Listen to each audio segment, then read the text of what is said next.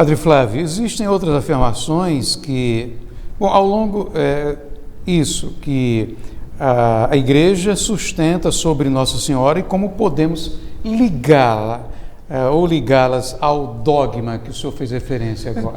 Arivan, a Igreja Católica tem, vou dizer a expressão técnica, né? Na doutrina católica tem o que nós chamamos de hierarquia interna das verdades da fé. Uma afirmação só pode ser feita embasando-se, sustentando-se em outras afirmações. Isso se refere à pessoa de Jesus, dos santos e também de Maria, e à própria definição da Igreja enquanto uma realidade que decorre da vontade do próprio Filho de Deus. Esse princípio da hierarquia da fé, ele manifesta que a verdade é a mesma sempre, só que a criatura humana vai progredindo na compreensão da verdade. Ela vai se solidificando, se robustecendo e se ampliando. E quando nós tratamos da Mãe de Jesus, nós, quando aplicamos esse princípio da progressividade da verdade, não que a verdade seja uma no início, outra no meio, outra no final. É a mesma verdade, ela vai crescendo. Da progressividade da verdade e da hierarquização dessas afirmações verdadeiras. A primeira coisa que a comunidade disse da Mãe de Jesus é que ela podia ser chamada de Mãe de Deus. No ano 431, houve um concílio na cidade de Éfeso.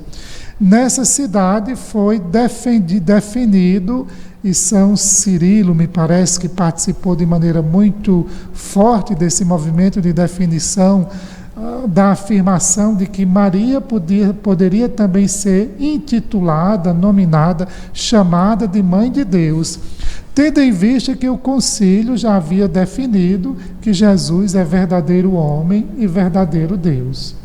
Se complica um pouco dizer, porque nós temos que pensar, Erivan, é um tema difícil de se abordar assim na televisão, que Jesus tinha duas naturezas, a natureza humana e a natureza divina, numa mesma pessoa, né? Na pessoa do Filho de Deus.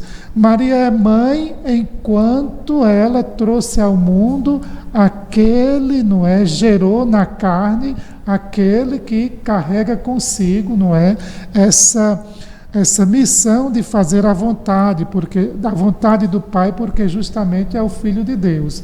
Porque o Verbo, para utilizar uma expressão do Evangelho de São João, é eterno, possui a mesma natureza do Pai, é consubstancial ao Pai. São todas expressões que precisaria muito tempo para explicar. Então, Maria, digamos assim, ela é mãe do menino, do homem, daquele que assumiu a carne humana quando entrou na nossa história. Mas não é mãe do Verbo, o Filho eterno de Deus, não é? Então, mãe de Deus, porque Jesus é verdadeiro homem e verdadeiro Deus. Então, a primeira coisa que se disse dela, em termos de afirmação dogmática, foi essa, que ela podia ser chamada e é, de fato, Mãe de Deus. Você veja a segunda parte da oração da Ave Maria. A primeira parte é bíblica, se refere ao anúncio do nascimento de Jesus, a saudação de Isabel. A segunda parte, ela apresenta as definições ou as compreensões que a Igreja tem sobre Nossa Senhora. E justamente a segunda parte da Ave Maria começa: Santa Maria, Mãe de Deus. Entrou na nossa estrutura, no nosso credo, não é? Que Maria é a Mãe de Deus, porque ela é mãe de Jesus, que é o homem verdadeiro e o verdadeiro Deus. Ora, se Maria foi, digamos assim, reservada, abençoada por Deus Pai para ser Mãe de Deus, devia ser sem pecado aquela que trouxe ao mundo o Cordeiro sem mancha, que tira o pecado do mundo. Para lembrar de São João Batista, que fez essa apresentação de Jesus, eis o Cordeiro de Deus, no Evangelho de João. Então, Maria é sem pecado em virtude em virtude de que Deus deu a ela essa prerrogativa, porque ela devia participar da mãe de Jesus, trazer o Cordeiro sem mancha para tirar os pecados do gênero humano. Então você veja, primeiro se diz que ela é mãe de Deus. E porque ela é mãe de Deus, ela é sem pecado. É a mesma verdade que vai crescendo, não é, na compreensão das pessoas. Agora, se Maria é mãe de Deus, se ela não tem pecado, então nós podemos dizer que Deus a chamou para perto de si em corpo e alma. Nós dizemos que ela foi assunta ao céu. Os ortodoxos falam da dormição de Maria, que é a festa que nós celebramos no dia 15 de agosto, a Assunção de Nossa Senhora. Por que nós católicos acreditamos nisso? A revelação bíblica, Arivan, e quem nos acompanha, quem acompanha o Jornal da Centro-Sul, diz que a morte é fruto do pecado. O próprio apóstolo Paulo também diz isso, que o salário da morte é o pecado, não é? Se Maria não tinha pecado, então ela não morreu. Foi para perto de Deus. Então você veja 3 afirmações que se ampliam na medida que você vai apresentando-as, mas que uma não resiste sem a outra. Assunta ao céu, porque não tem pecado, e porque não tem pecado, escolhida para ser mãe de Deus. Independentemente das concepções ou de o que se pensa de Maria, o fato é que essa é uma realidade que as sociedades de todo mundo conhecem, né? Inclusive, né? Conhecem.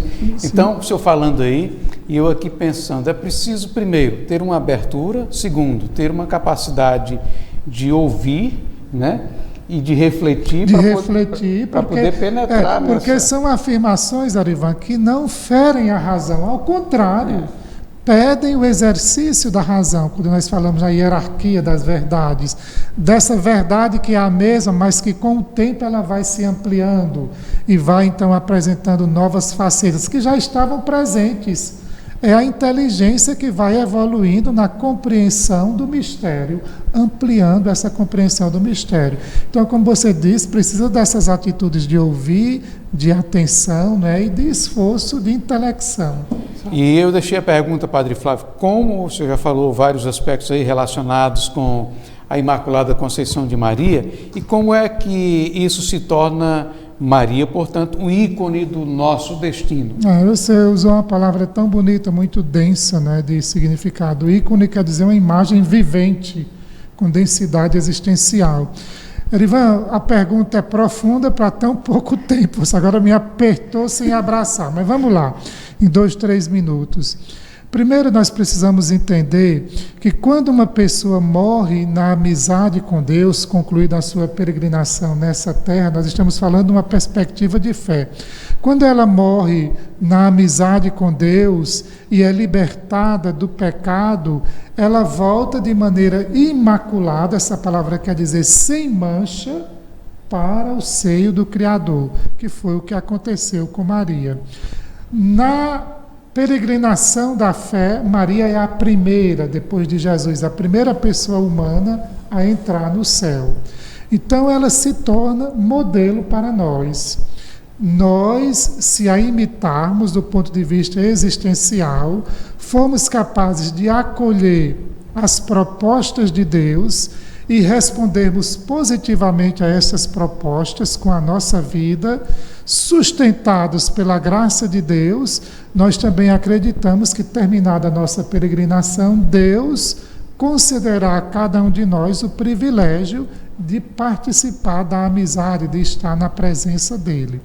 Então, Erivan, você usou a palavra ícone. Então, nesse sentido, Maria é uma ícone vivente, ela é um modelo vivo, que pode ser imitada. E imitando-a, nós também temos como destino o destino que ela teve. Padre Zezinho tem uma música... Na amizade com Deus. Perdão interromper o senhor. O Padre Zezinho tem até uma música que fala, uma música que vai nessa direção que o senhor fala, é Primeira Cristã. Primeira Cristã, pronto, muito bem lembrado. Então, ela é digamos assim, na fileira dos seguidores de Jesus, ela é a primeira. E também nós cremos que foi a primeira a entrar no céu depois de Jesus, a primeira humana.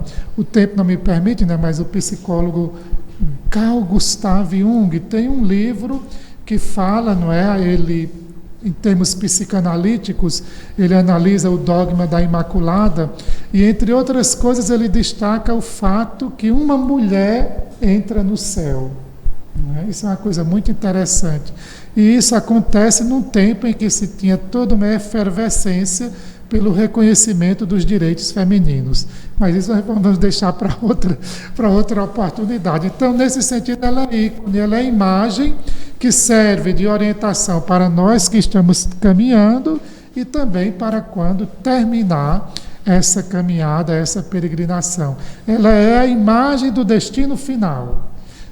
Imite Maria, que você vai receber, como ela recebeu de Deus, a graça de também entrar no céu. Então, próximo dia 8, né, Padre? O dia das homenagens, das celebrações. Homenagens em Bocaina, em São Julião e em Ipiranga, nessas três cidades da nossa Diocese de Picos. E para nós que somos também de Picos, aqui na comunidade, Passagem das Pedras. É o dia da homenagem à Imaculada Conceição de Maria. Padre Flávio, muito obrigado. É sempre muito bom.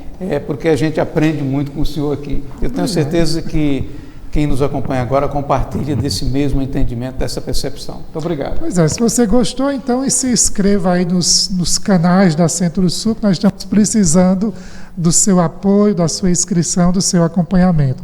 Um abraço, Arivão, um abraço a todos os espectadores e até segunda.